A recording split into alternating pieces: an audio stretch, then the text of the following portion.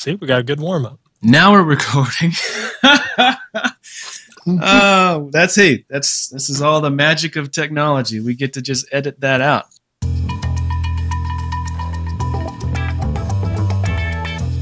The Claims Clinic podcast is brought to you by Twin Ravens Audio, providing audio editing, recording, and restoration for all your podcasting needs. Visit our website at www.twinravensaudio.com for more information. Welcome to the Claims Clinic. Why don't you have a seat and show me where it hurts? Are you feeling depreciated? Has your HCV policy left you with a self-insured penalty? Having trouble with your GPP? Don't worry, you'll be just fine. The doctor will see you now. Thank you, Nurse Natalie. And thank you for coming to the Claim Clinic. This is Andy McCabe. I am your claim doctor. And this week on the show, I had the pleasure of interviewing Mr. Gary Wilbers with Ascend Business Strategies. He's a business coach and mentor, and he had some great things to say about hiring practices and making sure your employees have a good fit in your company. So let's get right to it.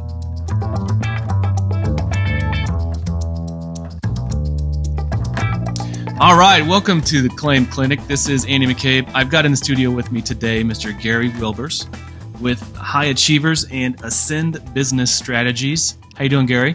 I'm doing wonderful. What a great day. Oh, it is. It is. We've got some pretty good weather coming on here in Bend, Oregon, too. Tell us a little bit about yourself and your experience in the restoration field and what you're up to now. Well, I'm a lifelong entrepreneur of 25 years. Owned about 7 or 8 different businesses. For 22 years, I was in the wireless industry, actually. And in 2012, kind of saw the writing on the wall where the industry was heading. Really didn't want the entrepreneurs anymore. They were looking more for the cookie cutter approach, the franchising, but didn't want to pay us like franchisers. Nope. And I decided it was time to exit on that business. And I decided instead, I always enjoyed training, coaching, and speaking. And one of my personal philosophies in my companies was I always had a belief that if you could make your people better after they came to you, before they left you, then you succeeded, even if they were with you for 3, 6, 9, 12 months, whatever that number was. So I decided when I sold that business that getting into the training, coaching, and speaking business was a right fit for me. And so since 2012, been gearing up, doing some trainings and trying to, this mindset I have, the high achievers mindset, getting people to see that when they set themselves up with a framework, then great things happen for them. Well, I wish more companies took that approach. I've worked for a few, not all. A couple of those companies did not have the same mindset to improve their employees after they left. So I'm glad that you realized that, and I'm sure the people that have worked for you would vouch for the growth that you enabled them to have. Let's talk about the current state of education in our field. There's so many things to choose from. If there's a guy just starting out, let's say he's been in restoration for a couple of years and he's about to make a transition. He's about to get that second truck, hire that first outside salesperson, and then bring on an office manager for the first time. And they're making that transition. Maybe it's a $1 million to $3 million or $3 million to $5 million. Do you have a way of coaching people through those types of transitions, right? That's correct. With the high achievers mindset, though, one thing I start with is the 4 pillars. And our 4 pillars are energy. And to me, energy is not just exercise. That is one component of it. But the other component, I consider it execution. It's about the productivity side of it. Okay. The second big pillar is connections. And that's all about your relationships. It's about the relationships with that new salesperson you put on, plus your other team members, but it's also the relationships with your customers that you have out there.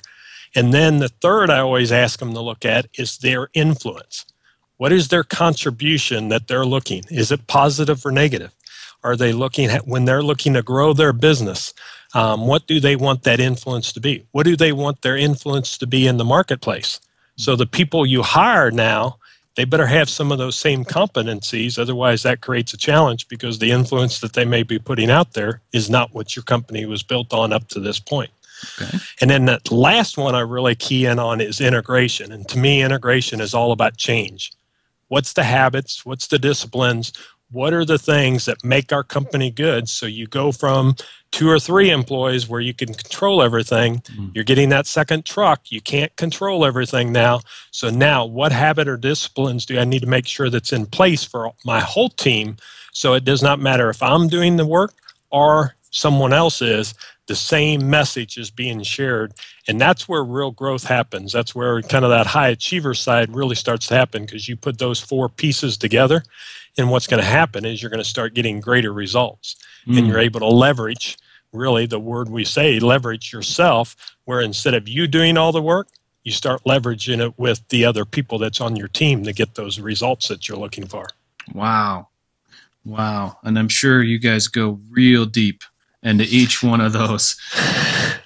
Yeah, we have 22 different leadership modules that we have in our toolbox. There's a couple different ways they can be done. They can be done individually. We're in the process of getting a lot of those online so people can just pick them up online. I also have a High Achievers coaching program where I walk them through those pieces. Each one of them is energy, because maybe energy is one that they're having challenge on, is that productivity side. How can I be more productive? Because, man, the phone rings, guess what? If you're the one-person operation, you're a smaller operation, you're just picking it up and taking care of it. Well, as you grow, and if you get that office manager or someone take care of that office, you don't have to do those things anymore. But guess what? Our tendency is that phone rings, we still want to grab for it. Yeah, we do. But that we instant have gratification. Exactly. But we have to get ourselves out of that, because otherwise we can't let our team members, I've always called my employees team members, because if they're part of a team, you and I talked about offline, you love basketball. Well, not the basketball teams that only have one player, great player, normally don't win the majority of games. Usually. It's the ones that have the best team. They have to have a group of people around them, even if they're the passers and the people that's doing the other part of the job. And it's the same thing in the business philosophy. If we realize as a team, we're going to accomplish more. Exactly right. Well, in your experience, what is the most, I don't want to say most common, what are some of the common roadblocks that business owners find themselves knocking up against as they're trying to grow their businesses? Believe it or not, themselves. And I don't mean that in a mean way, so don't think I'm that way. Sure. But we're still working off our old paradigm. We're working on the previous. Yes, we want to grow, but we have to first convince ourselves and tell ourselves yes. And one of the strategies I always tell them, what do you see? I do a forward thinking model. In the next 12 months, if you looked back, what will have to happen for you to have the success that you're wanting to have?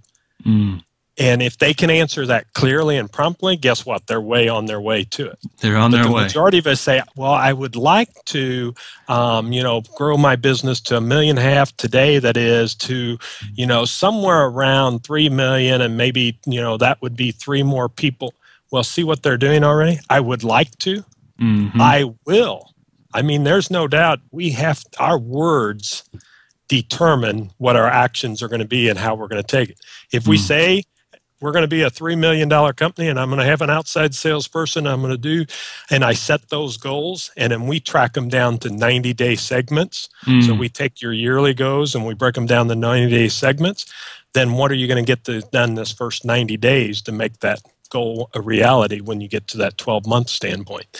And I think when we break things down into that segment from 1 year to the yearly goals, then you have them 5-year goals, but you're yearly, and then you go to 90 days, and then you break down, okay, this is what has to happen in 30 days. That's when you see really success to happen. But the hardest part is, because I'm an entrepreneur too, is making myself sit down and writing that out. But if you have somebody making you do it, guess what? It happens a little bit easier. Absolutely. Well, I was introduced to the term SOS when it comes to entrepreneurs, and that's the shiny object syndrome. I know that well. We see that thing. Oh, that looks really cool. We're going to do that this week. Oh, that's another cool thing. I'm going to go do that. I like what you said about the power of word. There's something very powerful that we just don't understand sometimes, that when we put something out there with our words, they have true power.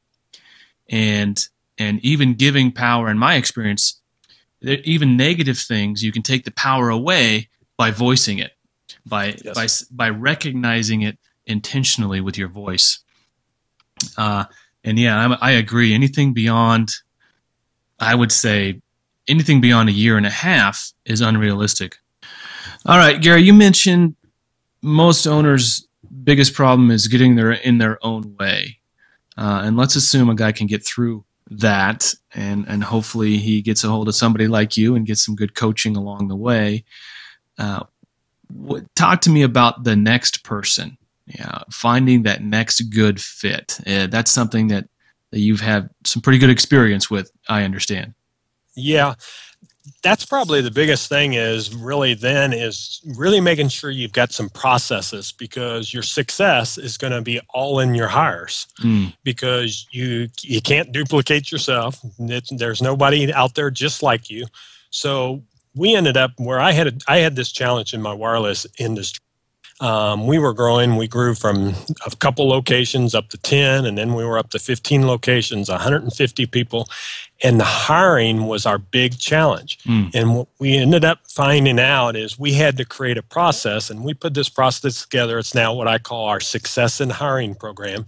Okay. And it's an 8-step framework, basically, that takes it from where you look at what you're looking for that team member, that employee, and you're breaking it down. And the key of it is the 5 core competencies that you want from this individual. And we're a list of 40 of them that you can choose from. And then getting away from where you may have been able in the past is you knew the person. So the people you brought on your team, you knew who they were, or they were referred to someone. Now you're going from where you can't always get that capability.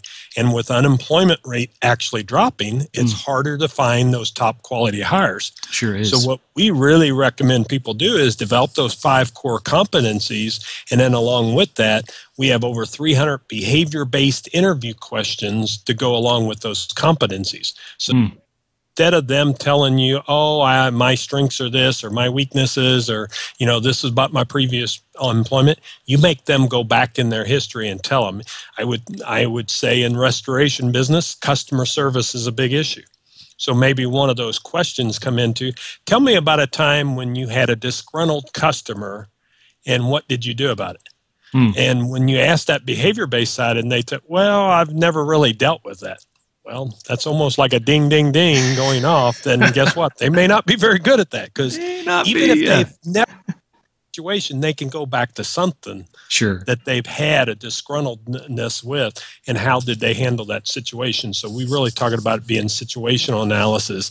And then we've seen some real power along with it, where we've actually had, especially if you got a small office, if you've got the capability to do it, where you can have a couple other people on the hiring team, because we tend to hire by an emotion.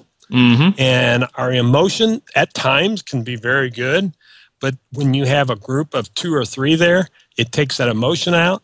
And then we have what we call a scoring filter, where everyone's scoring on those 5 core competencies. Interesting. So when they score only on those 5 core competencies, and if that individual doesn't hit the mark, and customer service is one of your competencies, and you have that defined, because we define what customer service is in that, then guess what? They would get a lower score. And then you know what your best team member is. You know what your worst team member is. We have you get that average, and then you're always looking for that person that fits in the middle range, at least on those first round interviews. It may take you from 5 interviews down to the top 2, and then you bring those top 2 in again, and you run them through some different questions, and it really sets up the legwork. And the thing I like about it, if you can do the hiring team, then guess what you've got? You got buy-in already from that team member that's already on the team, because when they say, hey, John was the best candidate, and we bring John on, guess what they want to see? They want to see John succeed also. Yeah, the automatic buy-in, onboarding makes it easier. Yep. So you line up your company values with the competencies, hire to the competencies, and then you're off to the races. That sounds great. Can we still, given the lack of talent out there, I mean, we got to fight for really good talent nowadays. Can we still abide by the saying, if it's not a heck yes, it's a heck no? I think you can, because I think the challenge is today is the other side of it. It will cost your company more money in the long run, because we hire the wrong person. It costs us more in the long run. Maybe we have to, none of us want to turn down business, but you're better turning down business than getting business and then never getting that reference referral, or they're totally unhappy with your services.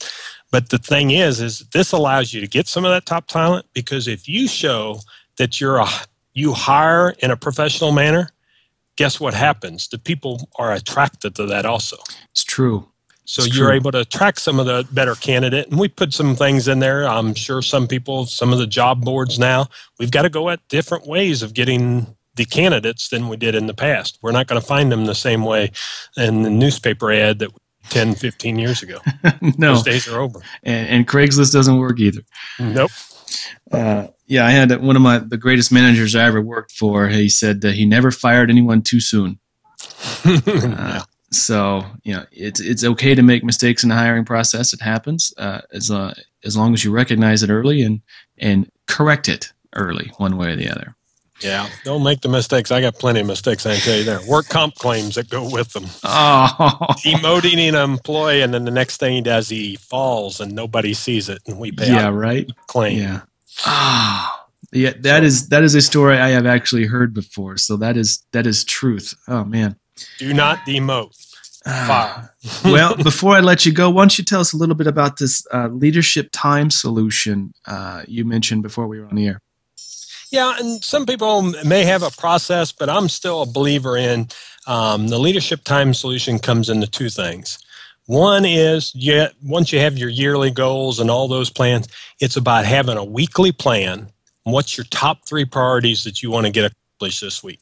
And then we have in our weekly plan a dashboard for yourself. What are the projects that you've got sitting there? But what's the top 3 projects that you've got to move forward this week? And then I am a firm believer in what we call our daily dashboard. And it's what's your priorities for the day? Who are the people I need to reach out to? Who am I waiting on? And then what's those top 3 projects and what do I need to get accomplished in those? And it's still, you and I had this question offline, Andy, talking about you still have to write it down, because there's truth of if you write it down, there's a connection between your thumb and your brain that allows you to accomplish more than you keeping it up in your head. You putting it in your computer. I know I was a mobile guy, a wireless guy for 20-some years, but don't even put them in your wireless device. Say them in that as your task.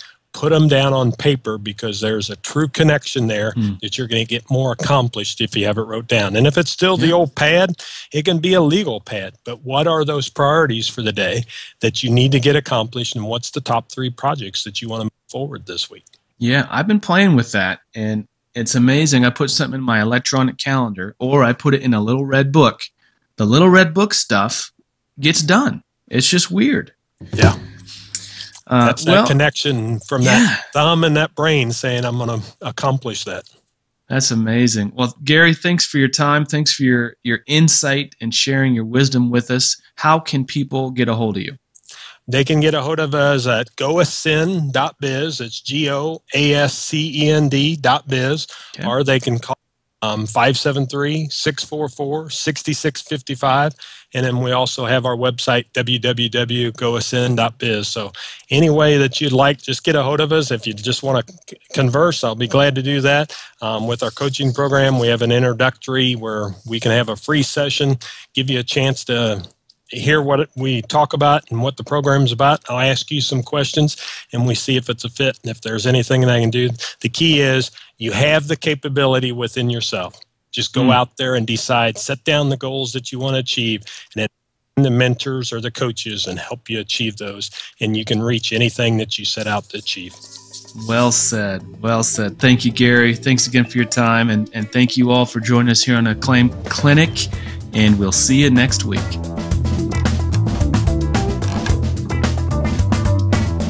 Thanks again for coming to the Acclaim Clinic.